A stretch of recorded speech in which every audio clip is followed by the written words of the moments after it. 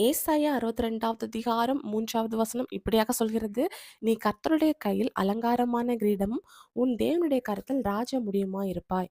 எப்போதுமே கிரீடமுக்கும், ராஜ முடிக்கும் இருக்கிற மதிப்பும், மரியாதையும், மகிமையும் அதிகம். இன்னைக்கு ஏசப்பாவும் உங்கள இப்படிதான் பார்க்குறாரு. இன்னைக்கு இந்த உலகத்தோட பார்வைக்கு நீங்க ஒண்ணுமே இல்லாம இருக்கலாம். உங்க பார்வைக்கு கூட உங்கள பார்க்கும்போது அவ்வளோ அருவருப்பா இருக்கலாம். இன்னும் மற்றவங்க உங்கள ஒதுக்கி தள்ளலாம். ஆனா, என்னைக்குமே உங்கள நீங்களே குறைவா மதிப்பிடாதீங்க. ஏன்னா, ஏசப்பா உங்கள அதிகமா வேல்யூ பண்றாரு. ஏசப்பா உங்கள நேசிக்கிறாரு. அதன் நிமித்தம் நீங்க இந்த கிரீடம் மாதிரியும், ராஜ முடி மாதிரியும் அவருடைய கரத்துல இருக்கிறீங்க. அப்போ நீங்க ஒரு சேஃபான பிளேஸ்ல இருக்கிறீங்க. ஏசப்பா உங்களுடைய வேல்யூவையும் மாற்றப் போறாரு. உங்களையும் மகிமை உள்ள ஒரு ஆளா மாற்றுவாரு. இந்த உலகத்துக்கு முன்னாடி நீங்க தேவைப்படல, தேடப்படல. ஆனா ஏசப்பாவுடைய கரத்துல நீங்க தேவைப்படுறீங்க, தேடப்படுறீங்க.